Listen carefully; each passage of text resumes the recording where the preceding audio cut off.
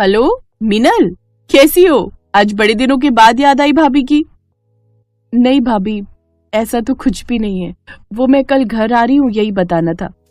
अच्छा, दामाद जी तो आ रहे हैं ना साथ में, या पिछली बार की तरह उन्हें वहीं छोड़कर आ जाओगी? अब हाँ भाभी, इस बार तो साथ ही आ रहे हैं दोनों। हैं? दोनों मतलब कि? अरे वाह वाह वाह, फिर तो देसी घी के लड्डू भी लेकर आना ननद रानी, और वो भी पूरे 1 किलो। चलो अब मैं रखती हूँ। ये कहकर मीनल की भाभी सलोनी ने फोन काट दिया और फिर तुरंत अपने कमरे में जाकर अपने पति से बोली, अजी सुनते हो, ताजा तरीन ऐसी खबर लेकर आई हूँ जिसे सुनकर तुरंत आपके बटुए से 100 नहीं कम से कम 500 रुपए बनते हैं। जरा थम जाओ सलोनी, ऐसी भी क्या खबर लाई हो जैसे सिर्फ सुनाने के 500 रुपए चाहिए तुम्हें? आपसे 500 और बाबूजी से तो पूरे 1000 रुपए लूंगी, क्योंकि मुझे पता है आने वाले कुछ महीने मुझ पर बड़े भारी पड़ने वाले। अब मीनल यहीं आकर रहेगी तो मेरा काम तो डबल ही हो जाएगा ना। ओफो, क्या बोल रही हो? और मीनल अपना अच्छा खासा ससुराल छोड़कर भला यहाँ आकर क्यों रहेगी? क्योंकि आपके घर का ही तो रिवाज है कि पहला बच्चा मायके में ही होता है, साथ में जच्चा और बच्चा पूरी तरह से भाभी के जिम्मे होते हैं। भूल गए? ऐसा ही तो हुआ था जब अपना रिवांश पैदा हुआ था। अच्छा, तो इसका मतलब है मीनल अपनी मीनल माँ बनने वाली है? पर आपको कैसे पता चला? मैंने तो अभी तक बताया ही नहीं कुछ आपको। सलोनी, तुम ना उतना ही दिमाग लड़ाया करो जितना तुम्हारे पास है, समझी? और लो, 500 नहीं पूरे 1000 दे रहा हूँ। सच में बहुत बड़ी खुशखबरी सुनाई तुमने। मैं अभी जाकर बाबूजी को बताता हूँ। नहीं, बाबूजी को भी मैं ही बताऊंगी, उनसे भी तो पैसे लेने हैं। ये कहकर सलोनी फौरन अपने ससुर बृजनाथ के कमरे में जा पहुंची। ये शुभ समाचार सुनने के लिए ही तो मेरे कान तरस रहे थे। मैं अभी मीनल को फोन करके। रुकिए बाबूजी, मीनल और दामाद जी कल घर ही आ रहे हैं, तो सब साथ मिलकर उन्हें शुभकामनाएं देंगे। हाँ, मैं तुम्हें भी आशीर्वाद देता हूँ। भगवान की कृपा हो और रिवांश का छोटा भाई या बहन भी जल्दी आए। जीती रहो बहू। बाबूजी भी ना सच में बड़े कंजूस हैं, आशीर्वाद तो रोज ही देते हैं, आज कुछ पैसे ही दे देते। चलो अब लगती हूँ काम पर। मीनल और अजय सगे भाई बहन थे। फिलहाल यहाँ सब खुश थे। और फिर अगले दिन, भाभी ये सब क्या चल रहा है? इतनी सजावट और ये आरती की थाली, ये सब किस लिए? अरे बेटा, ये सब तुम्हारे और आने वाले बच्चे के स्वागत के लिए है। बच्चा? ओ शिट, भाभी आपने मेरी बात का गलत मतलब समझ लिया। कल दोनों मतलब मैं इन दोनों की बात कर रही थी, मेरे इन 2 पतियों की। तो सलोनी, अजय और बृजनाथ सबके सब हक्के बक्के रह गए। तब अजय ने आगे बढ़कर गुस्से से कहा, मीनल क्या बोल रही हो? 2 पति? तेरा दिमाग खराब है क्या? भैया आप पहले मेरी पूरी बात तो सुन लो, अब चलिए अंदर चलकर बात करते हैं। ये कहकर मीनल सबको घर के अंदर ले आई और फिर उसने बोलना शुरू किया, भैया भाभी बात कुछ ऐसी है कि सर्वेश जी से शादी करने से पहले मैं गौरव से बहुत प्यार करती थी। गौरव और मैं कॉलेज में एक साथ पढ़ते थे, वहीं हमें प्यार हुआ और फिर क्या? गौरव के परिवार की हैसियत हमारी बराबर नहीं थी पापा, और मैं जानती थी कि आप और भैया मेरी शादी गौरव के साथ कभी नहीं करोगे, तो इसीलिए एक दिन हमने चुपचाप बिना किसी को बताए मंदिर में जाकर शादी कर ली। क्या? और ये बात तुम अब हमें बता रही हो? उस वक्त क्यों कुछ नहीं कहा जब सर्वेश जी से तुम्हारी शादी हो रही थी? मैं डर गई थी भैया, क्योंकि गौरव उस वक्त मेरे साथ नहीं थे। हमारी शादी के कुछ हफ्तों बाद ही हम आपको सारी सच्चाई बताने वाले थे, और इसके लिए गौरव हमारे घर आ ही रहे थे कि रास्ते में इनका बहुत ही खतरनाक एक्सीडेंट हो गया। इनकी बस खाई में जा गिरी और मुझे लगा कि मैंने गौरव को हमेशा के लिए खो दिया। लेकिन फिर भी तुम्हें ये सब हमें बताना चाहिए था मीनल। हाँ भाभी, मैं अपनी गलती मानती हूँ, लेकिन मैंने ये बात शादी से पहले ही सर्वेश जी को बता दी थी। हमारी पहली मुलाकात के दिन ही मैंने इन्हें सब कुछ बता दिया था। क्या सर्वेश? बेटा, तुमने सब कुछ जानबूझकर भी मीनल से शादी कर ली, पर क्यों?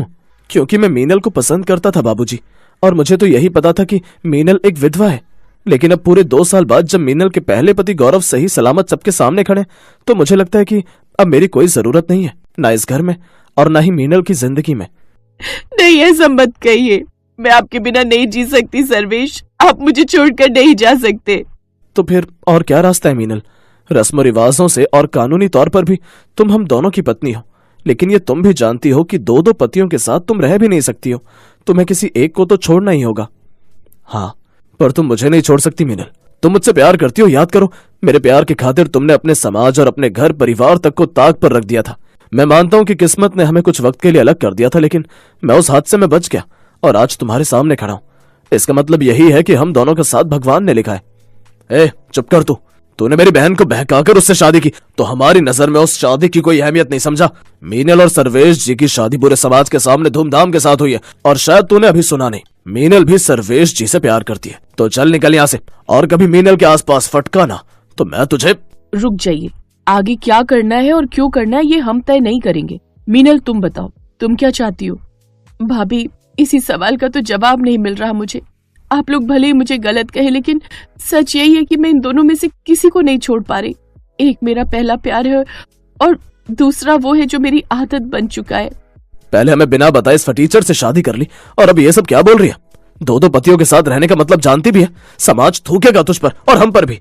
सुनिए, आप शांत हो जाइए, मेरे साथ अंदर चलिए आप प्लीज। अजय बहुत गुस्से में था और ये बात समझते हुए सलोनी फौरन उसे अपने साथ कमरे में ले गई। और फिर कुछ देर बाद, रुक जाइए, आप ऐसा नहीं कर सकते। वो बहन है आपकी। बहन है तो क्या? मैं अपने परिवार के नाम पर कालिक नहीं लगवा सकता। पहले इसे मारूंगा और फिर इसके इस आशिक को। ये कहकर अजय हाथ में तलवार लिए सलोनी की तरफ बढ़ने लगा।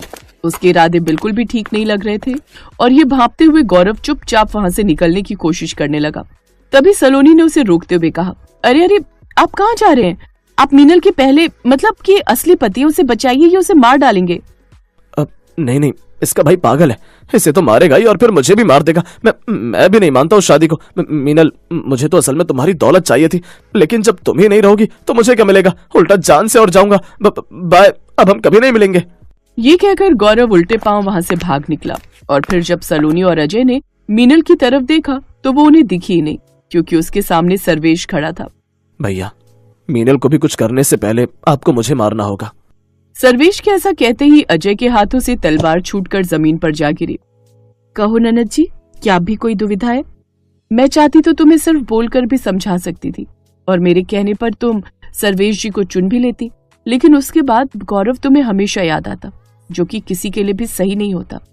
और इसीलिए सलोनी ने मुझे नाटक करने को कहा, ताकि गौरव की असलियत तुम अपनी आंखों से देख सको। अजय की बात सुनकर मीनल सलोनी के गले लगकर बहुत देर तक रोई, लेकिन अब उसका मन बहुत हल्का था, जिसमें न कोई दुविधा थी और न ही कोई पछतावा। जानती हो सुरभि डार्लिंग, अपनी सुहागरात वाले दिन का मैं कितनी बेसब्री से इंतजार कर रहा था। अब आज तुम्हें पता चलेगा कि तुम्हारा कुणाल कितना रोमांटिक है। ऐसा कहकर कुणाल सुरभि का घूंघट उठाता है और किस करने ही वाला होता है कि तभी उसका बड़ा भाई मोहित जोर से चिल्लाता है, ए छी छी छी, अबे क्या कर रहा है? हैं? उठ साले, अब क्या अपने बड़े भाई का चीर हरण करके छोड़ेगा? सॉरी भैया, वो सपना। हाँ, समझ गया, लेकिन अभी हम दोनों की सुहागरात को 2 दिन बाकी है। 2 दिन बाद शादी है हमारी, फिर अच्छे से सुहागरात मना लेना अपनी बीवी के साथ, समझे मेरे इमरान हाशमी? और हाँ, अभी के लिए खुद पर जरा लगाम रखो, समझे? अपने भाई के मुंह से ये बात सुनकर कुणाल शर्मा जाता है और अपने मुंह पर चादर ओढ़कर सो जाता है। फिर 2 दिन बाद दोनों भाई बड़े ही धूमधाम से अपनी दुल्हनिया को लेने घोड़े पर सवार होकर निकल पड़ते हैं। कुछ देर बाद बारात बैंकेट हॉल पहुंचती है, जहां दोनों सगी बहनें रंजना और सुरभि की शादी दोनों भाइयों से हो जाती है। फिर दोनों विदा होकर अपने ससुराल आ जाती है, जहां पहुंचकर उनकी सास उनसे कहती है, आओ बहुओं, मैं तुम दोनों को तुम्हारा कमरा दिखा देती हूँ। कमला उन दोनों को एक कमरे में लाकर कहती है, बहुओं, ये रहा तुम दोनों का कमरा, आज से तुम दोनों बहनों को यहीं रहना है। लेकिन माँ जी, एक कमरे में हम दोनों एक साथ कैसे रह सकती हैं? अब मेरा मतलब है कि हमारा कमरा तो अलग अलग होना चाहिए ना। हाँ माँ जी, ऊपर से इसमें बेड भी एक ही है। तो इसमें दिक्कत क्या है? शादी से पहले भी तुम दोनों बहनें एक ही बेड पर सोती थी। लेकिन तुम दोनों चिंता मत करो, मैं अभी तुम दोनों की परेशानी दूर कर देती हूँ। फिर कमला एक बड़ा सा पर्दा लेकर आती है और डबल बेड के बीचों बीच लगा देती है। फिर एक ही बिस्तर पर एक तरफ मोहित और रंजना और दूसरी तरफ सुरभि और कुणाल लेट जाते हैं। क्या हुआ सुरभि डार्लिंग, तुम्हारा मुंह क्यों बना हुआ है? अरे आज तो हमारा खुश होने का दिन है, एक कमरे में, ऊपर से एक ही बेड पर दो दो कपल सुहागरात मनाएंगे। बताओ ये भी कोई बात हुई? अपनी फर्स्ट नाइट को लेकर क्या क्या सपने देखे थे मैंने। जहाँ एक बेड पर सुरभि और कुणाल में नोकझोंक चल रही थी, वहीं दूसरी तरफ रंजना और मोहित का भी यही हाल था। अब रंजना डार्लिंग, तुम तो इस शादी के जोड़े में क्या कहर ढा रही हो। अब बिल्कुल अप्सरा लग रही हो। लेकिन तुम मुझे जहर लग रहे हो। बताओ भला, एक बेड पर दो बहनों की सुहागरात? मुझे नहीं लगता आज से पहले इतिहास में कभी ऐसा हुआ होगा। तुम्हारी माँ को भी ना सचमुच समझ नहीं है। छोड़ो ना ये सब, अब चलो, टाइम वेस्ट मत करो। फिर दोनों भाई अपनी अपनी सुहागरात मनाने की तैयारी करते हैं। तभी सुरभि को उसके लहंगे में लगी सेफ्टी पिन चुभ जाती है और वो जोर से चिल्लाती है, आ आ। अरे मेरी माँ, क्यों चिल्ला रही हो? अभी तो मैंने मैच शुरू भी नहीं किया। तभी दोनों की आवाज सुनकर रंजना अपने पति से कहती है, देखो जी, सुरभि और कुणाल ने बैट बॉलिंग शुरू भी कर दी। रंजना डार्लिंग, तुम परेशान मत हो, छक्का तो पहले मैं ही मारूंगा। वो दोनों बातें कर ही रहे होते हैं कि तभी पर्दा नीचे गिर जाता है और वो दोनों शर्म के मारे पानी पानी हो जाते हैं। फिर दोनों ही कपल बिना सुहागरात मनाए नाराज होकर सो जाते हैं। अगले दिन सुबह ठीक 6 बजे कमला आकर अपनी बहुओं को उठाकर कहती है, चलो उठ जाओ बहुओं, अब जल्दी से अपनी पहली रसोई में लग जाओ, फिर तुम्हारी मुंह दिखाई भी होनी बाकी है। दोनों बहनें अपनी पहली रसोई बनाती हैं। फिर मोहल्ले की औरतें उन्हें देखने आती हैं। अरे वाह कमला, तेरी दोनों ही बहुएं चांद का टुकड़ा हैं। बहू रानियों, अब तुम दोनों जल्दी से हमें खुशखबरी सुना दो। सुहागरात तो मनी नहीं हमारी, खुशखबरी क्या खाक सुनाए? अरे पहले हम खुश होंगे तभी तो तुम लोग को खुशखबरी सुना पाएंगे। फिर सभी औरतें मुंह दिखाई करके चली जाती हैं। रात को वो सभी खाना खाकर फिर अपने कमरे में आ जाते हैं, जहाँ सुरभि कुणाल से कहती है, चलो ना कुणाल, आज कुछ तूफानी करते हैं। कुणाल उसके पास आता ही है कि तभी रंजना पर्दा हटाकर सुरभि से कहती है, सॉरी सुरभि, वो मुझे पानी की बोतल देना प्लीज, मुझे बहुत प्यास लगी है। लो, आप ही पानी पीकर अपनी प्यास बुझा लो, मेरी प्यास तो न जाने कब बुझेगी। उस रोज भी वो लोग सुहागरात मनाने की कोशिश करते हैं, लेकिन उनकी ये ख्वाहिश पूरी नहीं हो पाती। फिर रंजना को एक आइडिया आता है। देखो, मेरे पास एक आइडिया है। मैं और मोहित बाहर आंगन में जाकर बैठ जाते हैं, तब तक आप दोनों अपनी सुहागरात मना लीजिए, फिर आप दोनों आंगन में बैठ जाना, तब हम अपनी सुहागरात मना लेंगे। इस तरह हम दोनों की सुहागरात मन जाएगी। वाह बहन, क्या आइडिया है। मुझे तो लगा था हमारी सुहागरात कभी मन ही नहीं पाएगी, लेकिन अब उम्मीद फिर से जाग गई है। लेकिन हमसे पहले आप सुहागरात मनाओ, आप बड़े हो और आपका इस बेड पर हक पहले बनता है। ठीक है मेरी प्यारी बहन। इसके बाद पहले रंजना और मोहित अपनी सुहागरात मनाते हैं, तब तक सुरभि और कुणाल बाहर आंगन में इंतजार करते हैं। फिर बाद में उसी बेड पर सुरभि और कुणाल अपनी सुहागरात मनाते हैं। इस तरह दोनों बहनों का एक बेड पर सुहागरात मनाने का सपना पूरा हो जाता है। फिर चारों खुशी खुशी उसी बेड पर